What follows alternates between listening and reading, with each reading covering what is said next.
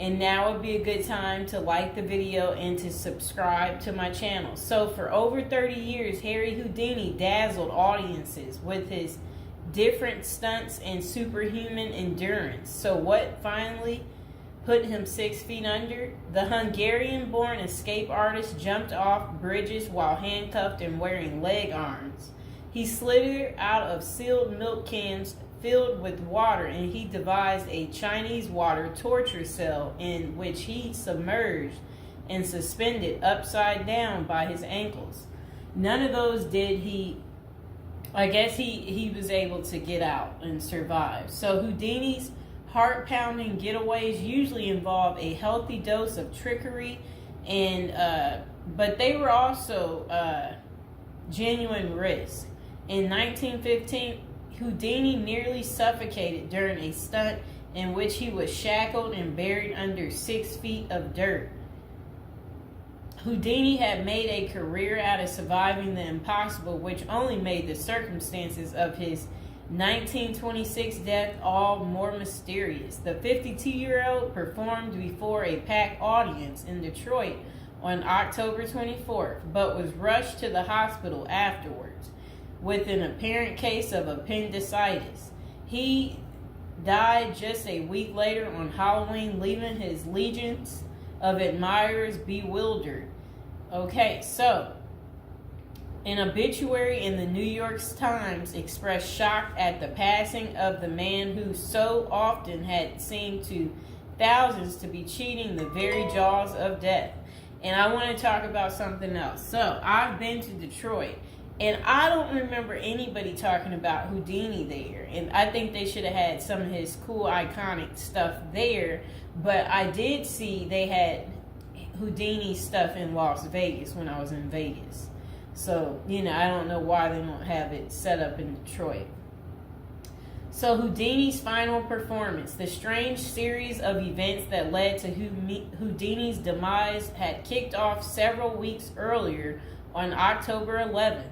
1926, while being shackled into his Chinese water torture cell during a performance in Albany, New York. So it says he was struck on the leg by a piece of faulty equipment. He hobbled his way through the rest of the show, but was later found to have sustained a fractured left ankle. Against doctors' orders, Houdini continued his torture and traveled to Montreal, where he gave a lecture at McGill University. Just a few days later, on October 22nd, he invited some McGill students to visit him in his dressing room at the Princess Theater. The magician's sore ankle was still bothering him, so he plopped down on a couch while the group chatted. At some point, a student named J. Gordon Whitehead arrived and asked Houdini if it was true that he could resist hard punches to his abdomen, a claim that the magician had supposedly made in public. According to witness Sam Smits, when Houdini said the rumors were true, Whitehead abruptly delivered 4 to 5 terribly, forcibly deliberate, well-directed blows to his stomach. Houdini was still reclined on the couch and had no time to prepare for the punches, which appeared to leave him in considerable pain. And now would be a good time to like the video and to subscribe to my channel. Do you like this new series? This is the Death series, and there will be more series to come and more episodes from the Death series as well. And do you like my prison series? And if you haven't checked out my prison series I created just for you, you can go ahead and check out my playlist. And there's also a love spell series that I think you will enjoy too checking out. Okay, so Houdini brushed off the incident at the time, but that same evening he began to complain of discomfort and stomach cramps. His condition only worsened the next day when he boarded an overnight train to Detroit for a new run of performances. The magician developed severe abdominal pain, cold sweats, and fatigue, and his temperature rose to 104 degrees. A doctor suspected appendicitis and instructed Houdini to go to a hospital, but the performer insisted on taking the stage for his opening night show at Garrick Theater. Isn't that really funny? He still wanted to work even though he wasn't doing so well. Okay, he proceeded to struggle through his routine before collapsing immediately after the final curtain. The show would be Houdini's last. The same night, he was taken to a Detroit hospital and prepared for surgery. Doctors successfully removed his appendix, which was found to have ruptured several days earlier, but it had already poisoned his insides. Despite a grim prognosis, the magician clung to life until October 31st, when he died with his wife Bess and his two brothers by his side. The official cause of Houdini's death was listed as peritonitis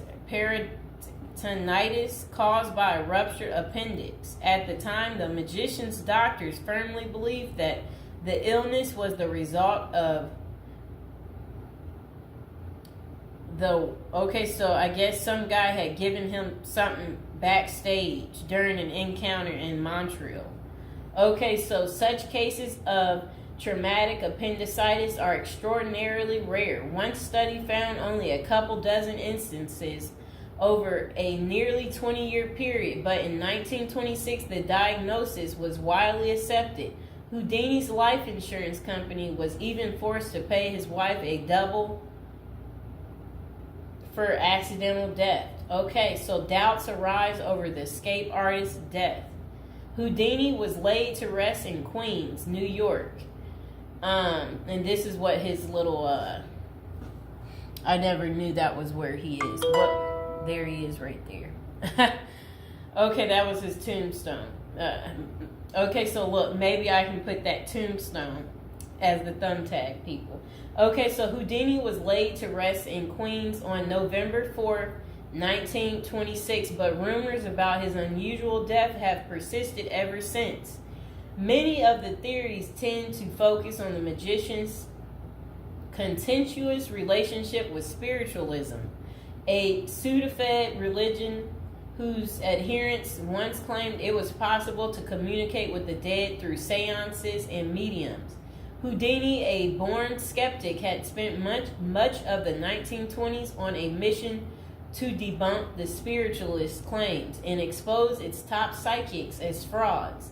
The crusades earned him several $1 million worth of lawsuits and more than a few enemies, but at the time of his demise he showed no signs of letting up. Just a few months earlier, he had testified in front of Congress in support of a bill to outlaw fortune-telling in Washington, D.C. Could Houdini's meddling have gotten him killed? In the 2006 biography, The Secret Life of Houdini, authors William Kalash and Larry Sloman contend that the magician's death may have been a carefully planned assassination by members of the spiritualist community. If one were to suspect Houdini a victim of foul play, they write, then the section of organization crime that was composed of fraudulent spirit mediums must be considered likely suspect. Okay, so Kalash and Sloman argue that the spiritualists had a history of poisoning their enemies, and they note that no autopsy was ever performed to confirm Houdini's death. I wonder why. So his death was actually caused by appendicitis. If someone were hell-bent on poisoning Houdini, it wouldn't have been very difficult, they concluded. Considerable debate has also focused on J. Gordon Whitehead, the McGill student who supposedly delivered the potentially fatal gut punches to Houdini's Montreal dressing room. In the 2005 book, The Man Who Killed Houdini, author Don Bell floated a theory that Whitehead may have been in league with the spiritualists, some of who had previously threatened to harm Houdini or have him beaten up. Bell concluded that there was not enough evidence to connect Whitehead to any kind of criminal plot, but others have argued that he was an enemy agent who stalked Houdini during the magician's time in Montreal. Okay, so was Houdini murdered? The true cause of Houdini's demise may never be known for sure, but the majority of scholars tend to dismiss the murder theories as mere speculation. For them, the more pressing question is whether Houdini's ruptured appendix had any connection to the stomach blows he received a few days earlier. Don't forget to like the video, and if you're new to the channel, go ahead and hit that subscribe button. So while the evidence shows that such conditions is indeed possible, many consider it more likely that Whitehead's punches simply caused Houdini to ignore an already existing case of appendicitis. By the time the magician finally sought out treatment, the theory goes it was already too late. Interestingly, perhaps the most sought after source for information about Houdini's death is none other than Houdini himself in what amounted to his ultimate test of the spiritualist's claims. The magician promised his wife Bess that he would try to communicate with her from beyond the grave. Bess went to hold an annual Houdini seance for 10 years before finally abandoning the search in 1936. Fans and fellow magicians have since made the seance a Halloween tradition, but thus far, the great Houdini's ghost has refused to speak. I wonder why. So I hope you guys enjoyed hearing about what happened to Harry Houdini and how he passed away on